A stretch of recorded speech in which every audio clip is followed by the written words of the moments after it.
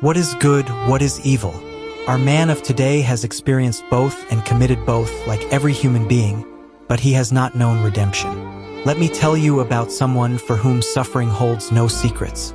Let me tell you about a legend. Let me tell you about an angel turned demon, about a child who lost his way.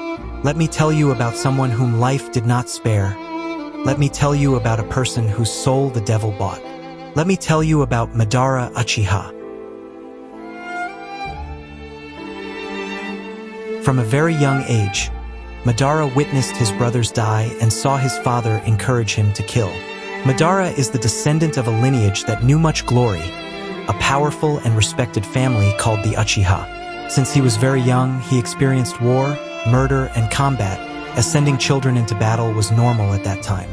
This meant that some children never had the chance to reach adulthood, while others lived through experiences that only an adult could endure, such as seeing their friends die in combat, fighting to save their own lives on the battlefield, or even witnessing their parents being killed before their innocent eyes. This was Madara's childhood.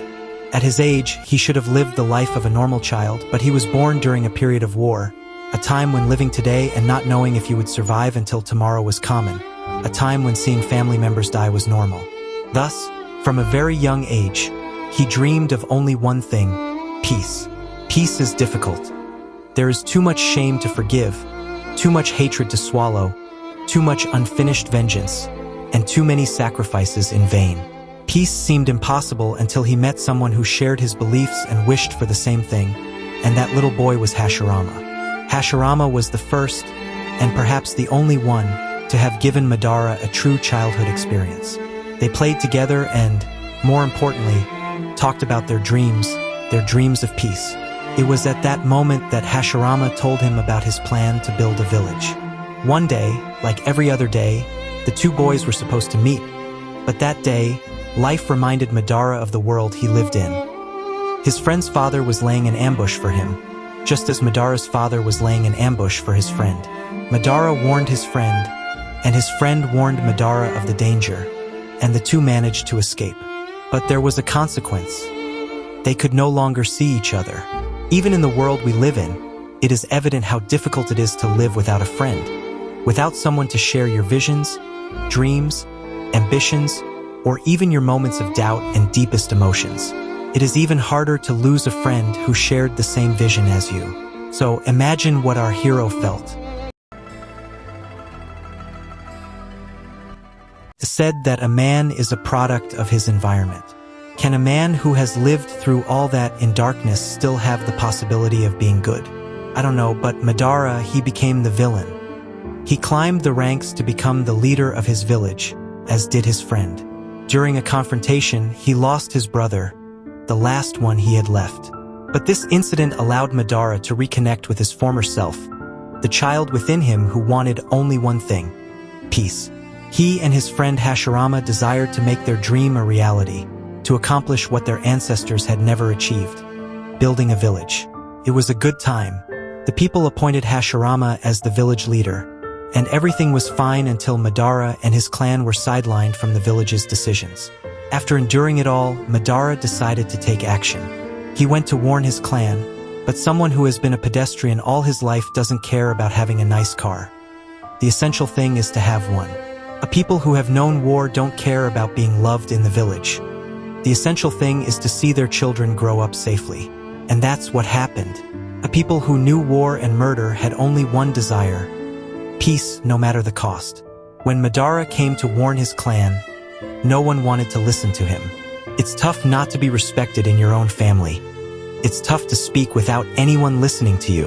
When I told you at the beginning of the video that suffering holds no secrets for Madara, that's the truth. He experienced all types of suffering, from physical pain during wartime to mental anguish during those periods. So he went to see his friend, the only friend he ever had, telling him it would be a pleasure to face him again. A tiger that has only known the jungle cannot be domesticated. Madara tried to become someone good, but nothing ever goes as planned in this world. The longer you live, the more you realize that the only things that truly exist in this reality are pain, suffering, and futility. Wherever there is light, there will always be shadows, and Madara was that shadow. Madara thirsted for power. He was willing to set it all aside, but the past caught up with him. He ended up fighting Hashirama, but he lost, and that only awakened the darkness within him.